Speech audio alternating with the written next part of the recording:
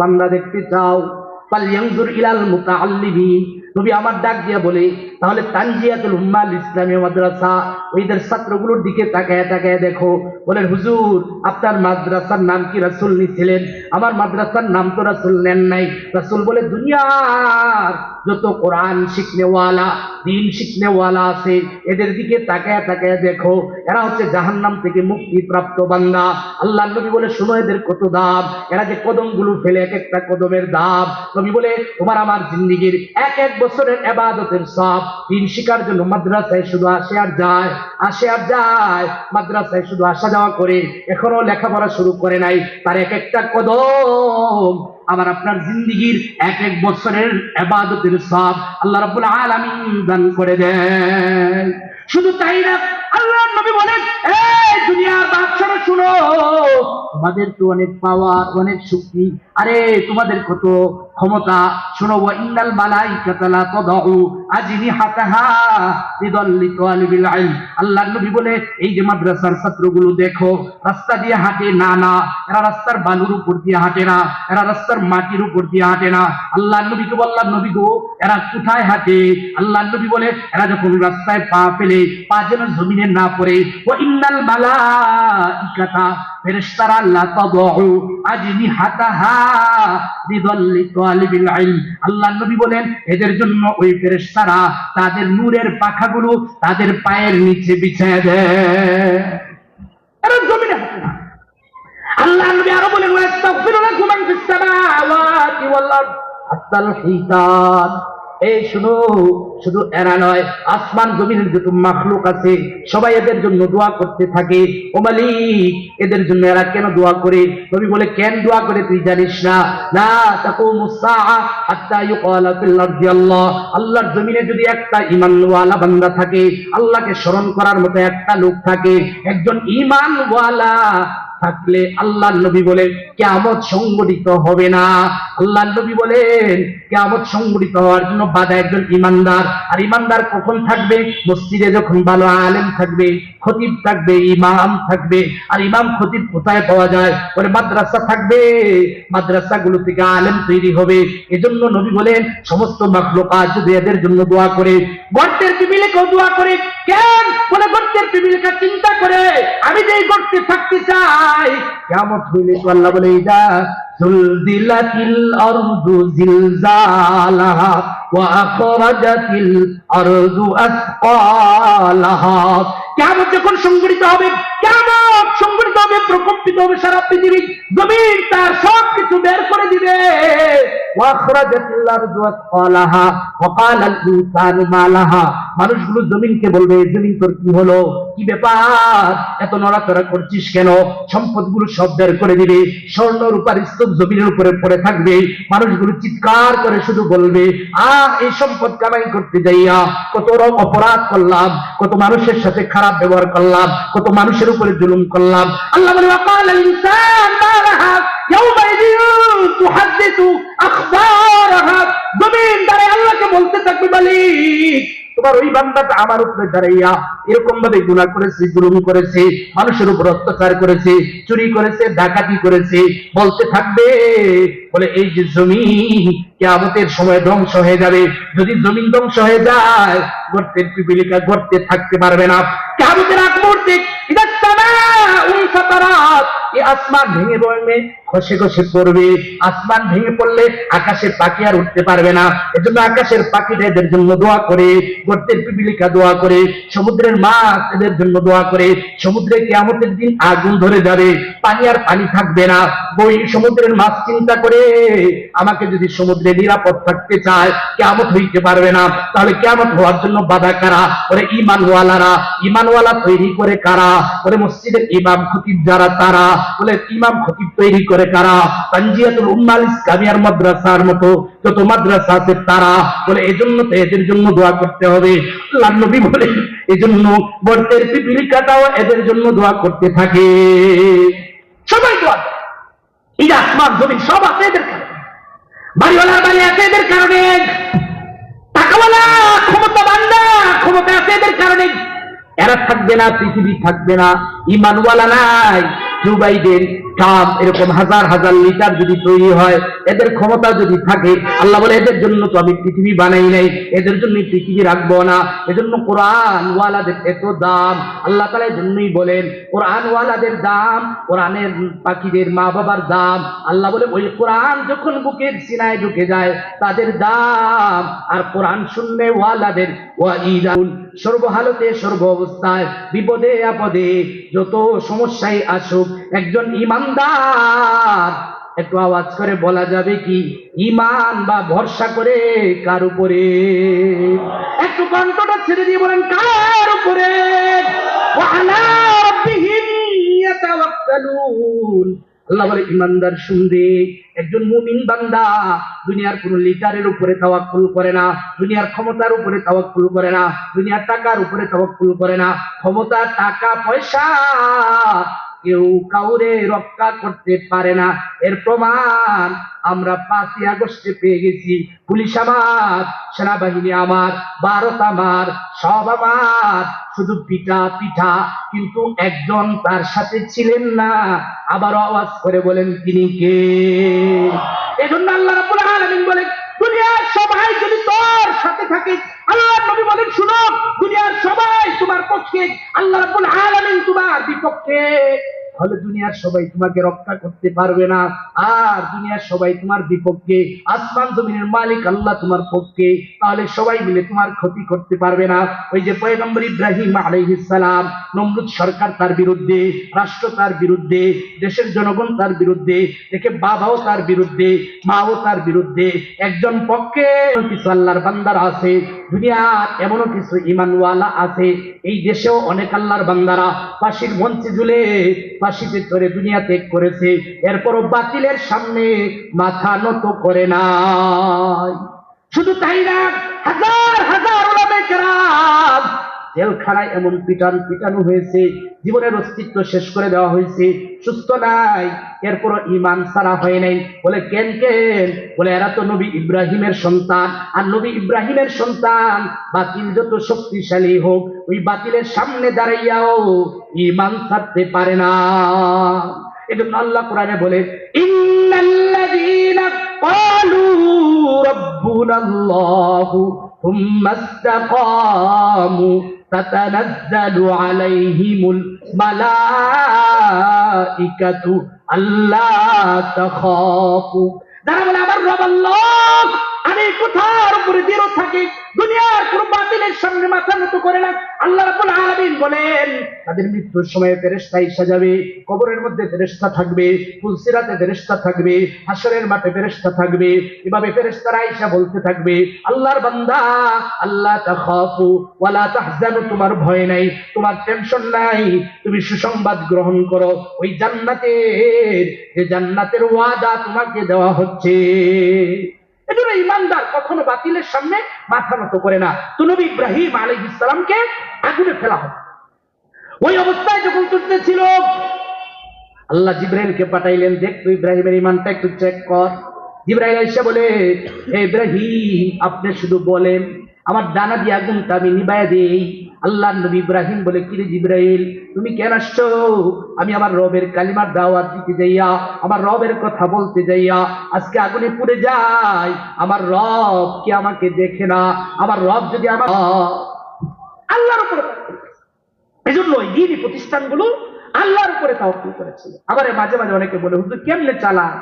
আমাদের 18 জন স্টাফ, শিক্ষক শিক্ষিকা মিলে বাবুর্চি, হুজুর কেমনে সম্ভব? অর্ধেক টাকাও আসে না ছাত্রদের। কিন্তু আমি বলি যে মালিক বানাইছে, খাওয়াইছে তুই মালিক। রশিদ আহমদ গাঙ্গুহি রহমতুল্লাহের কাছে ইংরেজ সরকার বলে মোল্লা এত টাকা পায়, প্রতিদিন হাজার হাজার মানুষ খাবার খায় তার খানকার মধ্যে, তদন্ত লাগা। হিন্দু সিআইডি পাঠাইছে, তদন্ত করে যা দেখে তার কেস কেবল কিছুই নেই, ব্যাংক অ্যাকাউন্ট তো থাকার প্রশ্নই নেই। বলে জিজ্ঞাসা করছে কি পরিমাণ অর্থ আছে? বলে আমার কাছে কিছুই নেই। তো আপনার বিকালে খাবার খাবে কতজন? বলে 15,000 মিনিমাম আমার মুরিদান আছে। এই টাকা কোথায় পাবেন? বলে আল্লাহর উপরে তাওয়াক্কুল। হিন্দু মানুষ তাওয়াক্কুল বুঝাইতে পারে না, আল্লাহ আবার তাওয়াক্কুল কি জিনিস বলে এটা তুমি বুঝবা না, তোমার যেটা দরকার করে দেখো, আমার কাছে কোনো অবৈধ সম্পদ নাই। হিন্দু সিআইডি তদন্ত করে রিপোর্ট দিল মোল্লার কাছে কিছুই নাই। কিছুদিন পর মনে করেন তানজিয়াতুল উম্মাল ইসলামিয়া মাদ্রাসা ই ব্লক 1 নাম্বার রোড দিয়ে হাইটা যায়, হঠাৎ মনে হয়েছে আরে মোরার মসজিদের হুজুরের মাদ্রাসা এটা, যাই এক বস্তা চাউল দিয়ে আসি। কি ব্যাপার, আপনারা হিন্দু মানুষ কি ভাই, আপনি আমার মাদ্রাসায় চাউল দিতে আসছেন? হুজুর মনটা বলে আপনার মাদ্রাসায় এক বস্তা চাউল যদি দিয়া দেই আমার মনটা শান্ত হয়ে যাবে। রশিদ আহমদ গাঙ্গুহি যখন ওই হিন্দু সিআইডি বলল আমি হিন্দু মানুষ, আপনার ওই খানকা দিয়ে যাচ্ছিলাম 2 দিন পরে, এই যে আপনাকে কিছু টাকা দিলাম আপনার মরিদানকে খাওয়াবেন। আর রশিদ আহমদ গাঙ্গুহি ডাক দিয়ে বলে কে তোমাকে পাঠাইলো? বলে কেউ পাঠাই নাই। কেন আসলা? আমি তোমাকে বলছি তুমি আমাকে কিছু দাও। বলে বলেন নাই হুজুর, কিন্তু আমার মনে শান্তি লাগতেছিল না, ঘুম আসতেছিল না, বারবার মন বলছিল মোল্লার কাছে যা, মোল্লারে কিছু দিয়ে আয়, মোল্লার মরিদানরে কিছু দিয়ে আয়, এটা দিতে পারলে মনে হয় শান্ত হব। রশিদ আহমদ গাঙ্গুহি বলে বাইরে ওই জিনিসটার নামই তাওয়াক্কুল, আমরা আমাদের মালিকের কাছে চাই, আর আমার মালিক কিছু বান্দাদেরকে ধইরা বলে তানজিয়াতুল উম্মাল ইসলামিয়া মাদ্রাসায় কিছু ছাত্র আছে গরিব, টাকা দিতে পারে না, কিছু ছাত্র আছে এতিম, যাদের মা বাবা কেউ নাই, খরচ চালাইতে পারে না, বলে হুজুরের কাছে যা, বলে একটা ছাত্রর খরচ দিব। এভাবে আল্লাহ রাব্বুল আলামিন আমাদের কাছে পাঠিয়ে দেয়। এটার নাম তো আমরা চাই আল্লাহর কাছে, আল্লাহ পাঠায়। এভাবে চলছে। আমি আপনাদেরকে হিসাবটা দেবো আমার বয়ানের পরে, দেখবেন কত টাকা খরচ হয়, কত টাকা খরচ হয় চিন্তা করতে হবে। কোথা থেকে আসে? বলে তাওয়াক্কুল করে আল্লাহ তাআলার উপরে, আর আল্লাহর খাস নেক কিছু বান্দাদেরকে আল্লাহ পাঠাইয়া দেয়, আর এদের মাধ্যমে আল্লাহ তাআলা এই ঘাটতিগুলো পূরণ করে।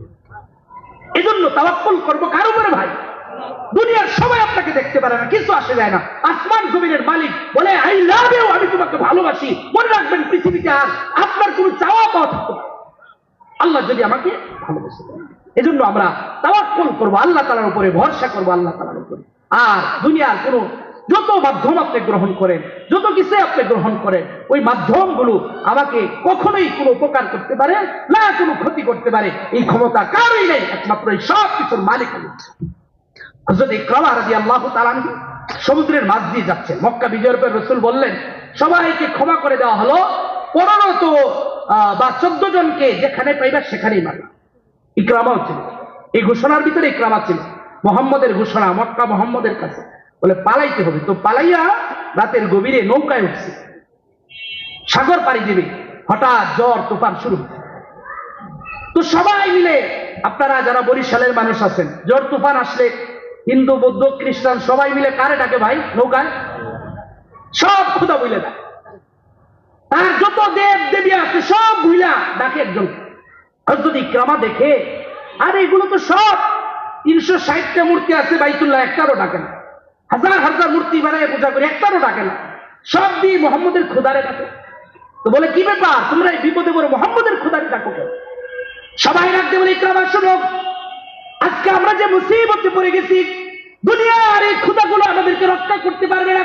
আল্লাহ কোরআনে বলেন এই কথা, ইয়া আইয়ুহান নাসু দুরিবা মাতালুন ফাসতামিউ লা ইন্নাল্লাযীনা তাদউনা মিন দুনিল্লাহি লা ইয়াখলুকু যুবাবান ওয়ালাউ ইজতামাউ লা।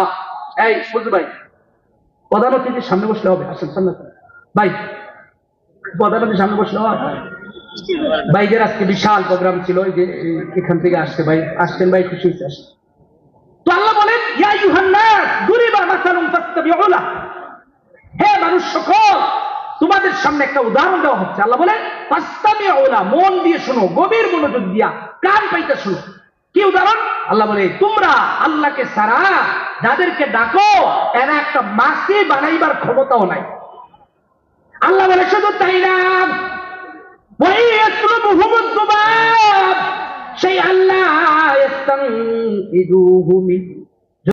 হযরত ইকরামা ডাক দিয়ে বলে তাহলে শুনো, কঠিন মুসিবতের সময় নৌ জানেন এই ঝড় তুফানে মুহাম্মদের খোদা ছাড়া যদি আমাদের মূর্তিগুলো আমাকে রক্ষা করতে না পারে, আমিও কথা দিলাম আজকে যদি মুহাম্মদের খোদা আমাকে রক্ষা করে, আমি মুহাম্মদের কাছে যাইয়া কালিমা পড়ে মুসলমান হয়ে যাব।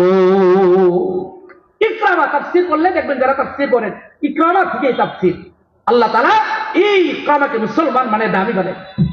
এই জন্য বলেন আমরা চাইবো কার কাছে ভাই? আল্লাহর কাছে চাইবো। কে কি বললো এতে কিছু আসে যায় না। ফাঁসির বঞ্চনা ইমানদারদের জন্য জান্নাতের গ্রাণ, এগুলোতে কি আসে যায়? রব তো রবের কাছে চলে যাবে আর জান্নাতের গ্রাণ শুরু হবে, জান্নাতের নিয়ামত শুরু হবে, দুনিয়ার বাড়ি ঘর এগুলো রবের কাছে। আল্লাহ রাসূল এই কথা বলছেন যে জান্নাতের দৃষ্টান্ত তোমাদেরকে কিভাবে দেব, জান্নাতে এমন কিছু আছে চক্ষু দেখে নাই, কর্ণ শুনে নাই, কোন কল্পনা করতে না।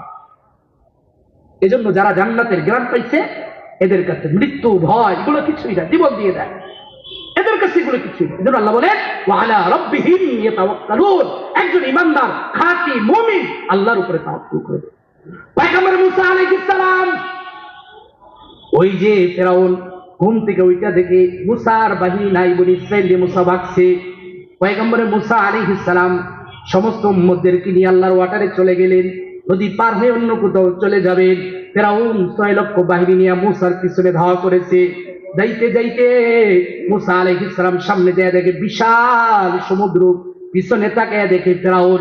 আল্লাহ কোরআনে এই কথাটা এইভাবে রেকর্ড করেছেন, ফালাম্মা তারা আল জামআনি ক্বালা আসহাবু মুসা ইন্না লামুদরাকুন। পয়গম্বর মুসা আলাইহিস সালামের উম্মত ফেরাউন বাহিনী একদল আরেকদলকে যখন দেখলো বলতে লাগলো এই যে ধরা খাইয়া গেলাম, এই যে এখন আমাদেরকে ধরে ফেলবে, সামনে সমুদ্র পার হওয়ার কোনো ব্যবস্থা নাই, পিছনে ফেরাউনের বাহিনী। আল্লাহ রাব্বুল আলামিন পয়গম্বরের মুসার ঈমানটা এমন করে দিলেন। আবার একটু আওয়াজ করে বলেন তো, পয়গম্বরের মুসা তাওয়াক্কুল করে কার উপরে?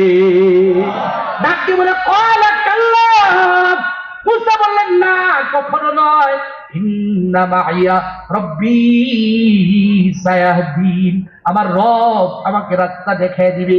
আল্লাহ খুশি হয়ে গেছে, বিপদে পইরাও কোন নেতার কাছে যায় নাই, কোন নেত্রীর কাছে যায় নাই, কারো কাছে হাত পাতে নাই, সাহায্য চাই নাই। মুসা আমার কাছে সাহায্য চেয়েছে। আল্লাহ বলে মুসা তাওহীনা, তোমার কাছে যে হাতে যে লাঠিটা আছে আমি মুসার কাছে ওহী প্রেরণ করলাম, লাঠি দিয়ে সমুদ্রে আঘাত করো। আঘাত করার সাথে সাথে আল্লাহ রাব্বুল আলামিন 12টা রাস্তা বানাইয়া মুসাকে পার করে দিয়েছে। পয়গম্বর মুসা আলাইহিস সালাম পার হয়ে গেছে। ফেরাউন দেখে সুন্দর রাস্তা, এত সুন্দর রাস্তা, মুসার তাওয়াক্কুল আল্লাহর উপরে, আল্লাহ রাস্তা বানাইয়া পার করে দিয়েছে। আর ফেরাউনের তাওয়াক্কুল এই রাস্তার উপরে। আল্লাহ বলে আয় আয় রাস্তায় আয়, ওই রাস্তায় উঠাইয়া আল্লাহ তাআলা ধ্বংস করে দিছে।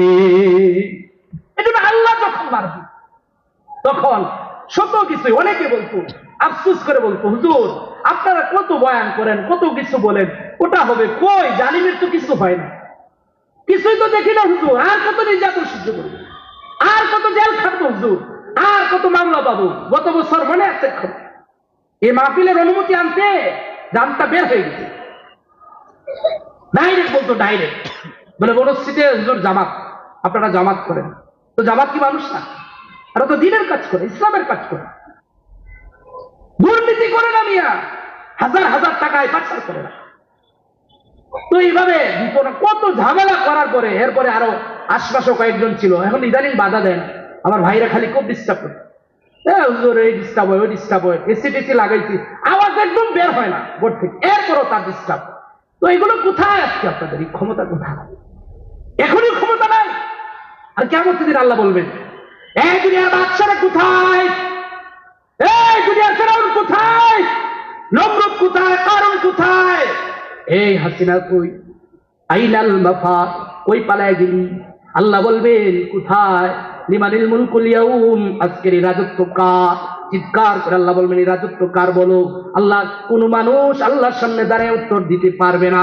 আল্লাহ শুধু বলবেন লিল্লাহিল ওয়াহিদিল কাহ্হার, দুনিয়া যা করছো করছো, আজকের এই দিনে কারো রাজত্ব চলবে না, শুধুমাত্র কেবলমাত্র একজনের রাজত্ব চলবে, তিনি আমার রব। একটু আওয়াজ করে বলেন তো কে? এজন্য আল্লাহর উপরে তাওয়াক্কুল, ফেরাউন রাস্তার উপরে তাওয়াক্কুল করছে, তো আল্লাহ রাস্তা দিয়ে বের করে। প্রশাসন, দেশ, ক্ষমতা সবাই আমার, হুজুররা কি করবে? এই 2-3 ছাত্র আমাদের কি করবে? কিন্তু আল্লাহ দেখেন কি কোরআন এগুলো থেকে বুঝেন ভাই, কোরআন হাদিসের ওই কোরআন পড়া লাগবে না যে এতদিন হুজুরা বলছে এগুলো থেকে বুঝেন যে আল্লাহ চাইলে কত কিছু না সহজ। ওয়ামাকারুল্লাহ ওয়াল্লাহু খায়রুল মাকিরিন। চক্রান্ত করবা আল্লাহর বিরুদ্ধে, আল্লাহ বলে আরে তোর চক্রান্তের কৌশল কিন্তু আমি আল্লাহ জানি, তোরে কিভাবে মারতে হয় সেটা আমি আল্লাহর কাছে চাবি। এগুলোর জন্য অনেক বাহিনী ব্যবহার করতে হয়। নমরুদকে আল্লাহ বর্ষা দিয়ে ধ্বংস করছে, ফেরাউনের কাছে আল্লাহ বাহিনী পাঠাইছে। আল্লাহ কোরআন এক জায়গায় বলছেন ফারসালনা আলাইহিম তুফান ওয়াল জারাদ ওয়াল কুম্মালা ওয়াদ দাফাদিআ ওয়াদ দাম আয়াতিন মুফাসসালাত। ব্যাঙ পাঠাইছেন, উকুন পাঠাইছেন, এগুলো দিয়ে আল্লাহ শাস্তি দিচ্ছেন। তো এই আল্লাহর অনেক কিছু লাগে, এজন্য আল্লাহ বলেন ওয়া আলা রাব্বিহিম ইয়াতাওয়াক্কালুন, যে আমার উপরে খাঁটি মুমিন যারা হবে তারা আমার উপরে তাওয়াক্কুল করবে। তিনটা গুণ নিয়ে আলোচনা করলাম, 4 নম্বর গুণ আলোচনা করব না কারণ সময় খুব অল্প। 5 নম্বর গুণে আমি ঢুকে যাব, যদি অন্য কোথাও কোনোদিন সম্ভব হয় আমরা 4 নম্বর গুণ নিয়ে আলোচনা করব। 5 নম্বর গুণ আল্লাহ বলেন আল্লাযীনা ইউকিমুনাস সালাতা ওয়া মিম্মা রাযাকনাহুম ইউনফিকুন। আমি আল্লাহ তোমাকে যে সম্পদ দিলাম খাঁটি মুমিনের 5 নাম্বার গুণ আল্লাহ বলেন আমি আল্লাহর দেওয়া সম্পদ থেকে আমি আল্লাহর রাস্তায় খরচ করে। হুজুর বলেন কি এত কষ্ট করে? মঈন ভাই আমার পাশে বলা হুজুর এত কষ্ট করে বাড়িগুলো বানাইলাম, আপনি তো পেস লাগাইলেন, হুজুর আল্লাহর দেওয়া সম্পদ মানে কি? আল্লাহ বলে হা হা আমি যা বলেছি তাই রাই। কেন নবী বলে মানুষ কেন এই কথা বলে? আমার ঘর, আমার বাড়ি, আমার বিল্ডিং, আমার জমিন। না রে উম্মত, তোর তো কিছুই না, 2টা জিনিস তোর, যা খাইলি যা বুক করলি তা তোর হয়ে গেছে। 2 নাম্বার আল্লাহর জন্য, ইসলামের জন্য, দ্বীনের জন্য যা দিলি তাই তোর, নয়তো আজকে মরবি তোর সন্তান দাঁড়ায় বলবে বাড়ির মালিক আমি। আল্লাহ বলে 2টা জিনিস তোমার। রাসূল বলেন একটা যা খাইলা এটা তোমার, আর যা তুমি দান করে গেলা বিভিন্ন কাজে এগুলো তোমার হয়ে গেল। আম্মা আয়েশা কে নবী একদিন বলতেছে আয়েশা এই ছাগলটা জবাই করে দান করে দাও, মানুষকে দিয়ে দাও। নবীজি বলে এই কথা চলে গেছে। আয়েশা রাদিয়াল্লাহু তাআলা আনহা সব দিয়ে দিয়েছেন, একটা ছাগলের রান রয়ে গেছে। নবী আয়েশা বললেন আয়েশা কিছু বাকি আছে কি? আম্মা জান আয়েশা বলেন একটা রান রয়ে গেছে। নবী বলেন না রে আয়েশা তোমার সব আছে, শুধু এই রানটাই নষ্ট হয়ে গেছে, এটা তুমি দিতে পারো নাই, এজন্য এটা থাকে নাই, যা তুমি দান করেছো ওইটাই তোমার রয়ে গেছে। এজন্য আল্লাহ বলে মানুষ কেন এই কথা বলে? আমার ঘর, আমার বাড়ি, আমার জমি তোমার কিছুই না, আমি আল্লাহর দেওয়া সম্পদ, মালিক তো তুমি দিয়েছো, তো কি হয়েছে? আল্লাহ বলে আমার তো একটু ধার লাগবে, ধার। মান দাল্লাযী ইউকরিদুল্লাহ কারদান হাসানা, কে আছো আমি কর্জে হাসানা দিবা, ঋণ দিবা, উত্তম ঋণ দিবা, কে আছো? বলেন তো একটু আওয়াজ করে, ঋণ দিলে এটা ফেরত দেওয়া লাগে কিনা? বলেন ঋণ দিলে ফেরত দেওয়া লাগে কিনা? আল্লাহ কিন্তু চাইছে ঋণ, মানে ঋণ নেওয়ার অর্থ হচ্ছে আপনাকে ফেরত দিবে। বললাম মালিক তোমার তো কোনো কিছুর অভাব নাই। সহিহ মুসলিম, বুখারী সহ সব হাদিসের কিতাবের মধ্যে আছে কিয়ামতের দিন আল্লাহ বলবেন আমি অভাবী ছিলাম, আমাকে খাবার দেওয়া নাই, আমি পিপাসার্ত ছিলাম, আমাকে পানি পান করাও নাই। ও মালিক তুমি তো পান করো না, তুমি তো খাবার খাও না, তোমাকে কিভাবে দিতাম? আমার দিনে ওই জায়গায় দিলেই আমাকে দেওয়া হতো। এভাবে আল্লাহ বলবেন। বললাম মালিক তুমি ঋণ নিয়ে কি করবা, কবে ফেরত দিবা? আমাদের তো আবার লাগবে। আল্লাহ ডাকবে বলে কবে লাগবে? যেদিন সূর্যটা মাথার উপরে আসবে, বাবা মা সন্তানকে ভুলে যাবে। ইয়াউমা ইয়াফিরুল মারউ মিন আখি ওয়া উম্মিহি ওয়া আবি, ভাই ভাইরে দেখলে পালায় যাবে, বাবা তার সন্তানকে দেখলে পালায় যাবে, মা তার সন্তানকে দেখলে পালায় যাবে, স্বামী তার স্ত্রীকে দেখলে পালায় যাবে। কঠিন হাসরের ময়দান হয়ে যাবে, সূর্যটা মাথার উপরে চলে আসবে, মানুষের গায়ে কোনো ধরনের কোনো কাপড় থাকবে না, কোনো ধরনের কোনো জামা থাকবে না, মানুষগুলো টেনশনের মধ্যে পড়ে যাবে। মা তার আদরের সন্তানকে অস্বীকার করে বসবে। ওই দিন কেউ কারো হবে না রে বান্দা, আমি আল্লাহ যখন প্রয়োজন হবে ওই সময় আমি তোর দেওয়া প্রত্যেকটা জিনিস ফিরাইয়া দিব। ও মালিক কি পরিমাণ দিবা? দুনিয়ার ব্যাংকে রাখলে লাভ দেয়, সুদ দেয়, দুনিয়া ধার নিলে তো আমাদেরকে কিছু দেয়, তো তুমি আমাদেরকে কি পরিমাণ লাভ দিবা? আল্লাহ বলে ফায়ুদাইফাহু লাহু আদআফান কাসীরা, কত চাস আমাকে দিবি অল্প, আমি আল্লাহ বহু গুণে বাড়াইয়া এটা তোকে দেব, বহু গুণে বাড়াইয়া। নবীজি বলে শুনো কিয়ামতের ময়দানে তোমার দানগুলোকে একটা গরুর বাছুর বানাইয়া, গরুর বাছুরকে যারা কৃষক আছেন ছোটবেলা থেকে খুব আদর যত্ন করে লালন পালন করে, আমার মা একটা বাছুর পালে, আমার মেয়েকে এটা দিয়েছে, তো এটাকে খুব আদর যত্ন করে, বলে এভাবে আদর যত্ন করে লালন পালন করে বড়, যেভাবে ছোট বাছুরটাকে বড় করে, আমি নবী ঘোষণা দিলাম কিয়ামতের ময়দানে আল্লাহ রাব্বুল আলামিন আপনার দেওয়া আমার দেওয়া এক বস্তা চাল 500 টাকা 200 টাকা, কেউ তো 50 টাকাও দিয়েছেন, ওই দানগুলোকে আল্লাহ তাআলা বড় বানাইয়া কি পরিমাণ, আল্লাহ বলেন মাসালুল্লাযীনা ইউনফিকুনা আমওয়ালাহুম ফি সাবিলিল্লাহ কামাসালি হাববাতিন আনবাতাত সাবআ সানাবিলা ফি কুল্লি সুমবুলাতিন মিয়াতু হাব্বা। আল্লাহর রাস্তায় কেউ 1 টাকা দিল, আল্লাহর কোরআনের আয়াত, আল্লাহ বলে এটা থেকে এটা একটা শীষের মতো, যার থেকে 7টা শীষ হয়, প্রত্যেকটা শীষের মধ্যে এরকম ভাবে 100 করে দানা হয়। তো আল্লাহ বলেন এই 100 দানা মানে 700। আবার কোরআনে আরেক আয়াত আছে মান জাবিল হাসানাতি ফালাহু আশরু আমসালিহা, যে বান্দাটা দুনিয়ার কোন আমল করবে আমি আল্লাহ এটাকে 10 গুণ বাড়ায় দেব। এই জায়গায় আল্লাহ বলেছেন 700 গুণ, এটাকে 10 দিয়ে পূরণ দেন। আমার আপনার এক একটা দান আল্লাহ তাআলা 700 থেকে 700 কোটিতে রূপান্তরিত করে দেবে। দিবে ওই সময় আল্লাহ বলছে কর্জা নেব, তুই আমাকে দিবি কর্জা, কর্জা ঋণ, আর আমি ফেরত দিব যখন তোকে কেউ চিনবে না, তোর সন্তান চিনবে না, তোর স্ত্রী চিনবে না, যার জন্য তোর এত ভালোবাসা, তোর সবাই তোকে ভুলে যাবে, আমি মালিক তোকে বলবো না ওই দিন ফিরে। এজন্য সাহাবায়ে কেরাম নবীজি জিহাদের ময়দানের ক্ষেত্রে ঘোষণা করতেন কে কি দিবা, সাহাবীরা পাগল পারা হয়ে যেতেন। আল্লাহ বলে লান তানালুল বিররা হাত্তা তুনফিকু মিম্মা তুহিব্বুন, যতক্ষণ পর্যন্ত আল্লাহর রাস্তায় ভালো জিনিস দান না করবা, শ্রেষ্ঠ জিনিসটা তোমার প্রিয় জিনিসটা দান না করবা, কল্যাণ অর্জন করতে পারবে না। আয়াত নাযিল হয়ে গেল 4 নম্বর পারার প্রথম আয়াত। সাহাবীরা পাগল হয়ে গেলেন, যার কাছে যেটা প্রিয়, কারো কাছে একটা বাগান প্রিয় বলে ইয়া রাসূলুল্লাহ দিয়ে দিলাম, এভাবে দিতে লাগলেন। আল্লাহ নবী একদিন ঘোষণা করলেন কার কাছে কি আছে নিয়ে আসো, যুদ্ধের ময়দানে মুজাহিদদের জন্য টাকার প্রয়োজন। সাহাবায়ে কেরাম হযরত ওমর সম্পদ অর্ধেক করে নিয়ে আসলেন, আবু বকর একটা গাড়ি ছোট মোটো কিছু নাই নিয়ে আসছে, উসমান এত পরিমাণ দিলেন মসজিদ হইতে জায়গা হয় না। নবীজি বললেন আবু বকর কি পরিমাণ? আল্লাহ বলে ইয়া রাসূলুল্লাহ আমার ঘরে যা ছিল কিছুই রাখি নাই, সব নিয়ে আসছি। ঘরে কারে রাখছো রে আবু বকর? আবু বকর ডাক দিয়ে বলে আল্লাহ এবং তার রাসূলকে আমার ঘরে রেখে আসছি। সাহাবীর আয়াতগুলো ভালো দিচ্ছে, কিন্তু পাগল হয়ে যেতেন তাহলে। সরকার দু আলম নবী, দু জাহানের বাদশা নবী, নবী আরবি মুহাম্মদুর রাসূলুল্লাহ সাল্লাল্লাহু আলাইহি ওয়াসাল্লামের পিছনে একজন সাহাবী নামাজ পড়ে চলে যায়, সুন্নাত নামাজ পড়ে না। সাহাবীরা বললেন ইয়া রাসূলুল্লাহ আপনার অমুক সাহাবী আব্দুল্লাহ আনসারী রাদিয়াল্লাহু তাআলা আনহু আপনার পিছনে তো সুন্নাত করতে দেখি না, বাসায় চলে যায়, দ্রুত চলে যায়, পরস্পরে চলে যায়। নবী বললেন চলো তো যাই তার বাড়িতে, কোনো সমস্যা আছে কিনা দেখি। আল্লাহ নবী তার বাড়িতে গেলেন, সাহাবায়ে কেরামকে নিয়ে দরজায় ঠুকা দিলেন, দরজা খুলে না। আল্লাহ নবী চলে আসছেন, কোরআনের আয়াত, দরজায় দিয়ে সালাম দিবা, যদি ভিতর থেকে উত্তর না আসে ফিরে আসবা। নবীজি ফিরে আসলেন, কিছু দূর আসার পরে সাহাবী দৌড়াইয়া নবীর কাছে আইসা বুকের সাথে ধরে বলে নবী গো আমার বেয়াদবি হয়ে গেছে, আপনি যখন ডাক দিয়েছেন আমি তো আওয়াজ শুনেছি গো নবী, কিন্তু নবীজি আমার গায়ে যে কাপড়টা আমি পরি নামাজ পড়তে যাই, ওই কাপড়টা তখন আমার স্ত্রীর গায়ে ছিল। কেন রে তোর কাপড় তোর স্ত্রীর গায়ে কেন?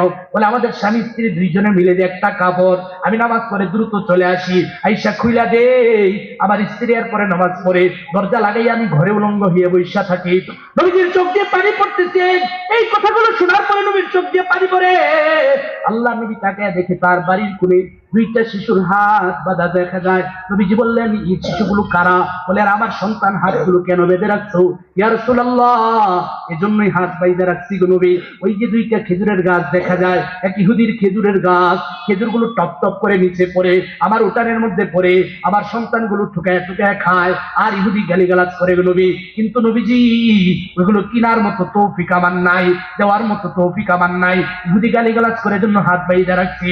আল্লাহ নবীর চেহারা দিয়ে পানিগুলো ঝর্ণার মতো পড়তেছে। নবীজি ঘোষণা করে দিলেন এই আমার কোন সাহাবী আছো কি ওই দুইটা খেজুরের গাছ আমাকে কিনে দিতে পারবা?